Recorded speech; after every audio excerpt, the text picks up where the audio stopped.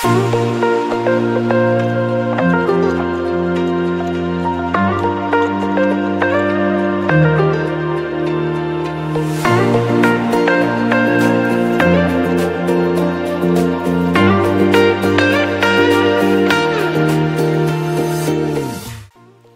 Everyone, welcome to my channel Miles to go.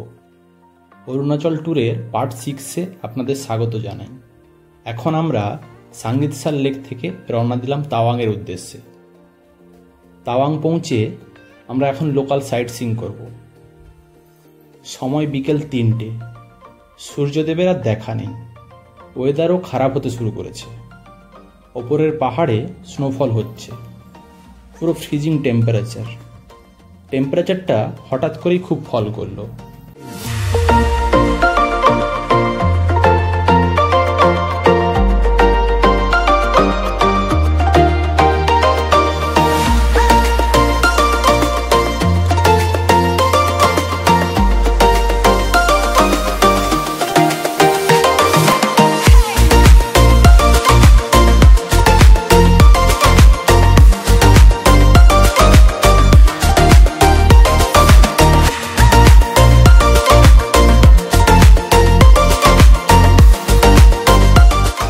Of road ছেড়ে পাকা রাস্তায় চলে এসেছি। এখানে সবাই দাঁড়িয়েছে আমার জন্য। না, দাঁড়াবো না আর এখানে, এখন অনেকটা পথ যাওয়া বাকি। তাওয়াং এখনও প্রায় 36 কিলোমিটার।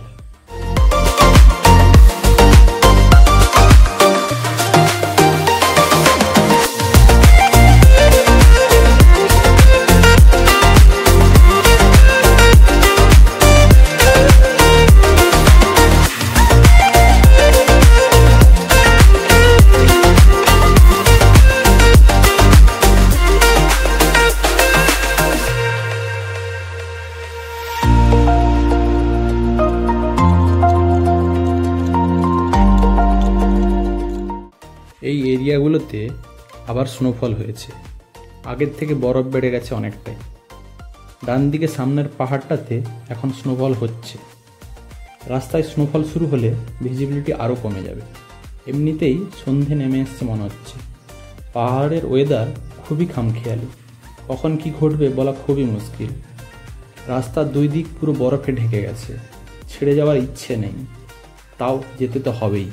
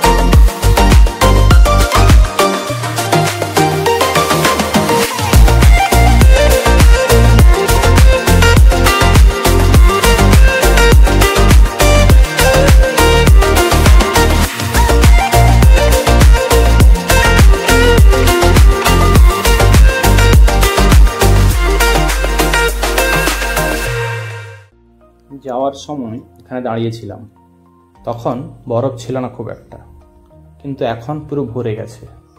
এখানে আর্মি ক্যাম্প। এই উচ্চতায় আর ফ্রিজিং টেম্পারেচারে বর্ডার রক্ষা করে চলেছেন এই বীরেরা। A big salute to Indian army. They are real hero of our country.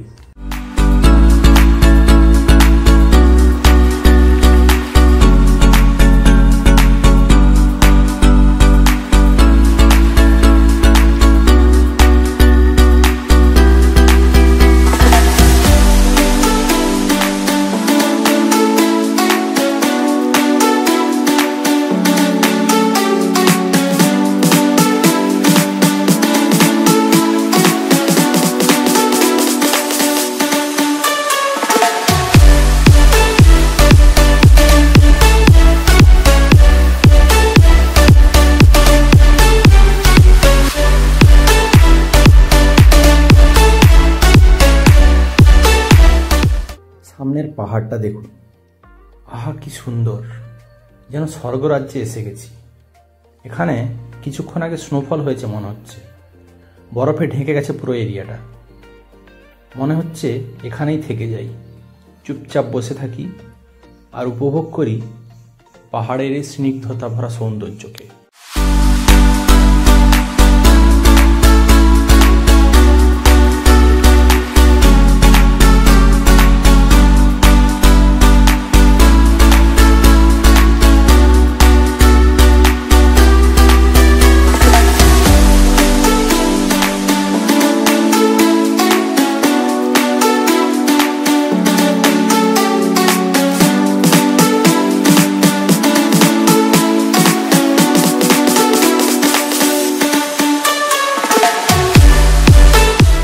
এখানে একটা লেক আছে, আর লেকের মাঝে মন্দির।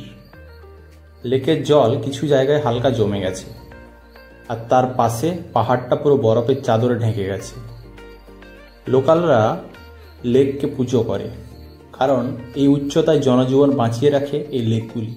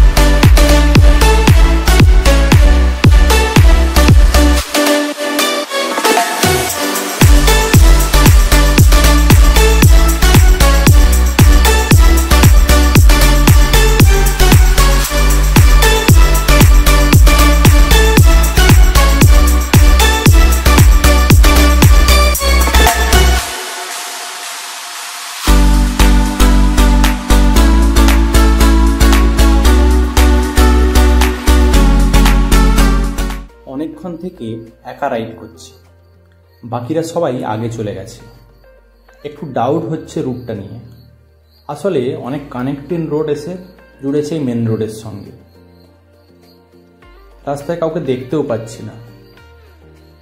দেখি সামনে একটা আর্মি ক্যাম্প আছে, কাউকে জিজ্ঞেস করতে হবে।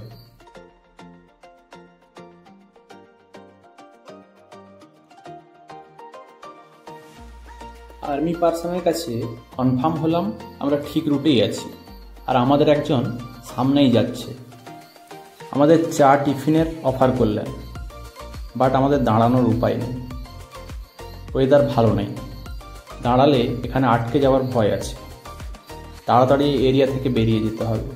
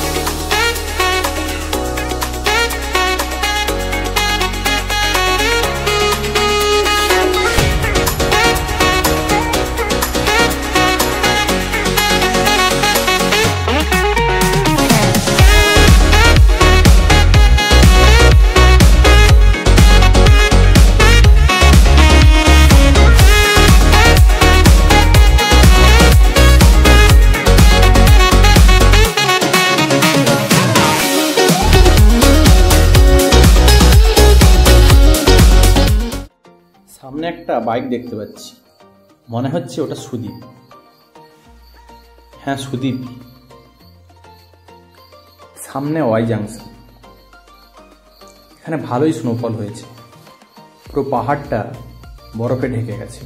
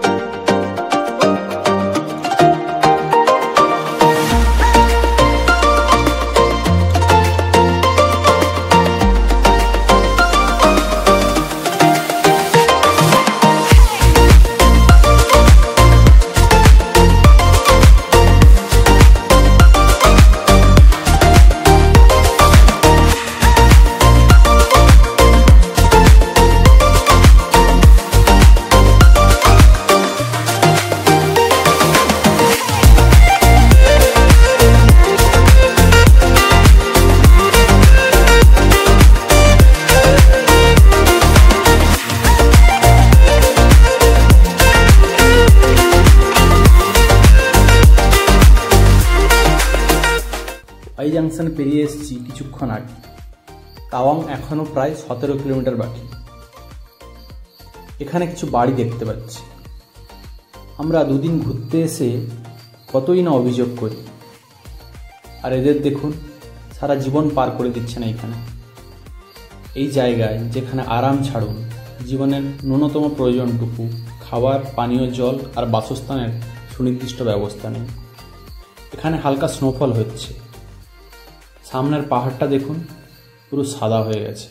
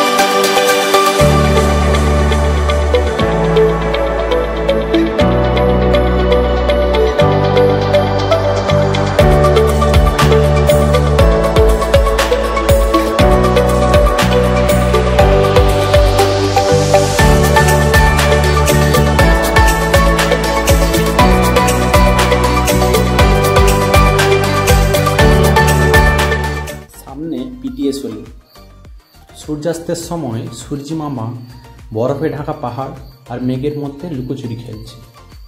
আর পাশে এই লেকটা জায়গার সৌন্দর্যের অনন্য মাত্রা যোগ করেছে।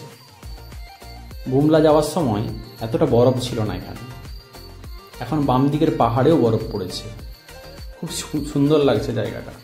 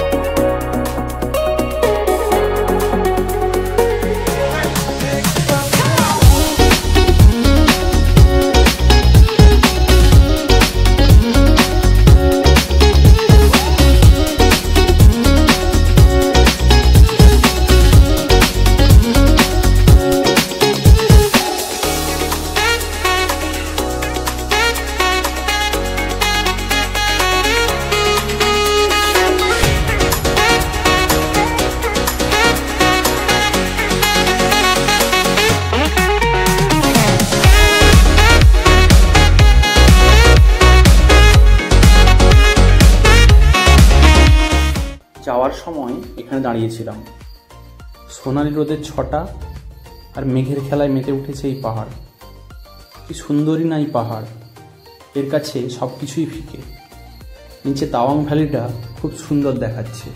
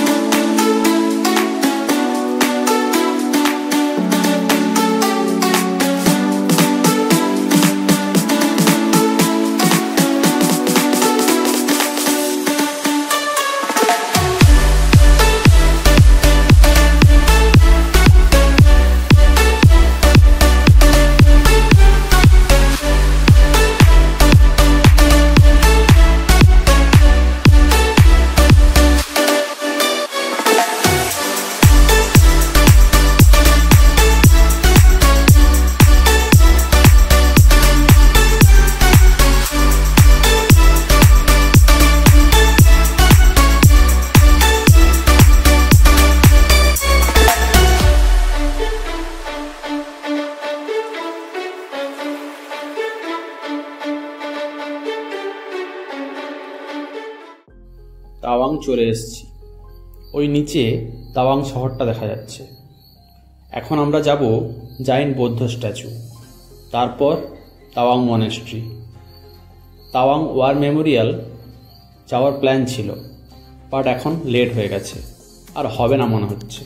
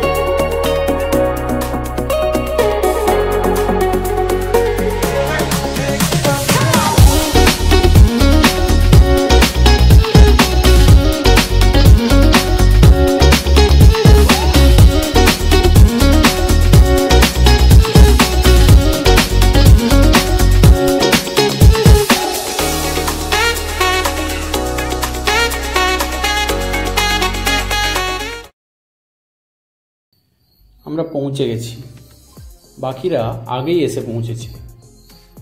সামনে তাওয়াংয়ের বিখ্যাত জায়েন্ট বৌদ্ধ স্ট্যাচু, সাক্ষ্যমণি বুদ্ধা বলে একে। এখানে চারিদিকে ভিউটা খুবই সুন্দর। এই স্ট্যাচুর উচ্চতা প্রায় 60 ফিট। তাওয়াংয়ের যে কোনো জায়গা থেকে দেখা যায় একে। স্ট্যাচুর নিচে একটা মনেস্ট্রি, যার দেওয়ালে খোদাই করা রং বেরঙের আর্ট ওয়ার্ক। জীবনে প্রথমবার এত বড় স্ট্যাচু দেখলাম।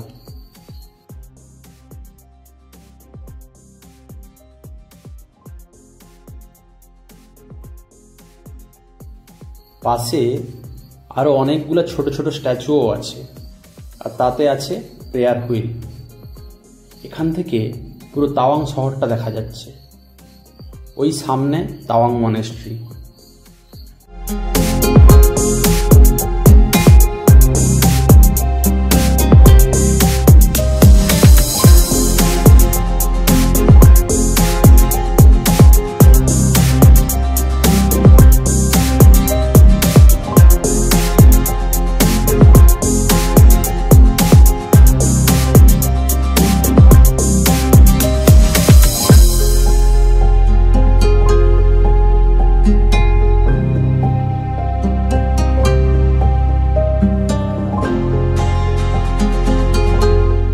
ওখান থেকে বেরোতে বেরোতে অন্ধকার নেমে এলো।